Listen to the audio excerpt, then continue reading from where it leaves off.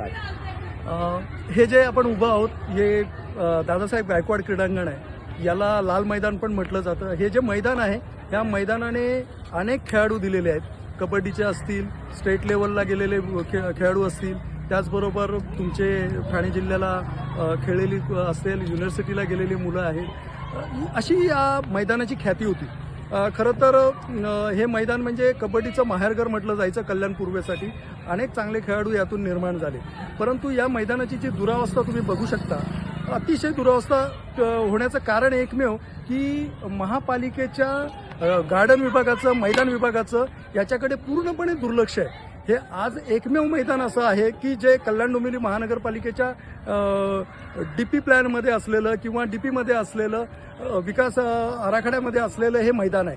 तरीसुद्धा या मैदानाची दुरावस्था आहे. हे मैदान वाचवण्यासाठी आम्ही खूप प्रयत्न केले, स्थानिकांनी पण खूप प्रयत्न केले, स्थानिक जी मंडळ आहे तिथली त्या लोकांनीही प्रयत्न केले. तुम्ही बघू शकता राईट साईडला जे स्ट्रक्चर उभं आहे हे खरं तर अनधिकृत स्ट्रक्चर आहे. महापालिका आणि ठेकेदार यांच्या संगनमताने हे उभं राहण्याचा प्रयत्न होत होता आणि सेम स्ट्रक्चर लेफ्ट साईडला सुद्धा होणार होतं.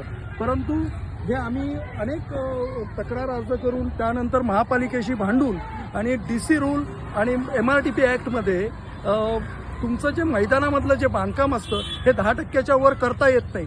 परंतु हे जे बांधकाम होत होतं हे बांधकाम एक 25% पर्यंत त्याचं चटई क्षेत्र जात होतं. त्यामुळे आम्ही याला मोठ्या प्रमाणावर विरोध केला. इथल्या स्थानिकांनी पण विरोध केला. या मैदानासाठी मी आझाद मैदानामध्ये 1 दिवसीय धरणे आंदोलन केलं होतं. ते आंदोलनसुद्धा राष्ट्रीय खेळ दिवसाच्या दिवशीच मी ते आझाद मैदानामध्ये या आंदोलन केलं होतं. आणि या आंदोलनाच्या माध्यमातून त्यावेळेस UDचे जे सचिव होते, तत्कालीन सचिव होते, त्या सचिवांनी मला आश्वासन दिलं होतं. त्यानंतर ते आंदोलन आम्ही थांबवलं होतं. त्या आंदोलनानंतर हे सगळा प्रकार थांबला. लेफ्ट साईडचं उभं राहणारं जे काही स्ट्रक्चर आहे ते थांबलं.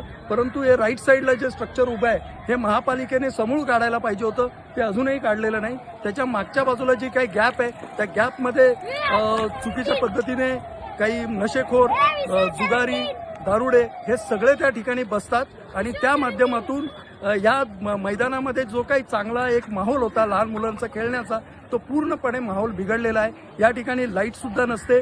समोरच आज तुम्ही शाहू उद्यान आहे. शाहू उद्यानामध्ये तुम्ही जर बघितलं तर शाहू उद्यानसुद्धा याच परिस्थितीने महापालिकेने दुर्लक्षित ठेवलेलं ठिकाण आहे. हे महापालिकेची तुम्ही बघितलं असाल तर त्याला जे गेट आहे हे गेटसुद्धा मी माझ्या कार्यकाळामध्ये ते करून घेतलेलं गेट आहे.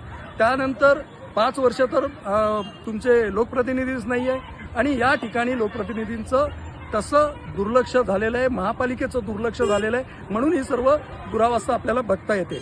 खरं तर आम्ही मध्ये पोलिसांना तक्रार केली होती की सातत्याने या ठिकाणी जे महिलांच्या तक्रारी होत्या की रात्रीचं नशेखोर, जुगारी आणि टपोरी या लोकांपासून सुरक्षितता मिळावी म्हणून इथे गस्त वाढवावी. पोलिसांना आम्ही पत्र दिलं. गस्त वाढवण्याचा सुरुवातीला त्यांनी काही प्रयत्न पण केला. परंतु त्यांच्याकडे पण अडचणी आहेत. त्यांच्या जे काही मॅनपॉवर कमी आहेत, ह्या मॅनपॉवरचा जो विषय आहे पोलिसांचा हा विषय मोठा विषय आहे. जो विषय तुमच्या गृहमंत्र्यापर्यंत पोहोचवणाऱ्या मंडळींनी पोहोचवला पाहिजे आणि त्यांच्याकडून तो सगळं व्यवस्था त्यांनी करून घेतली पाहिजे. परंतु ते होताना दिसत नाही. नशेखोर येऊन रात्रीचे झोपतात. ओव्हरडोसने मला असं वाटतंय म्हणजे पोलीस तपासात निष्पन्न होईल. ओव्हरडोसने गेल्यासारखा एक तरुण, अगदी तरुण आहे, तो तरुणाची डेड बॉडी आज आपल्याला या शाहू उद्यानामध्ये सापडलेली आहे. पोलिसांना बोलवलंय, पोलीस पण आलेत. पंचनामा होईल, तपास होईल. निश्चित त्याचा नशेने तो गेलाय की त्याचे मर्डर आहे हा पोलीस तपासातून निष्पन्न होणारी बाब आहे. खरं तर पोलिसांची ॲम्ब्युलन्ससुद्धा आलेली आहे आणि लवकरच याचा काही तोडगा निघेल असं बघूया. मैदानाची दुरावस्था तर आहेच.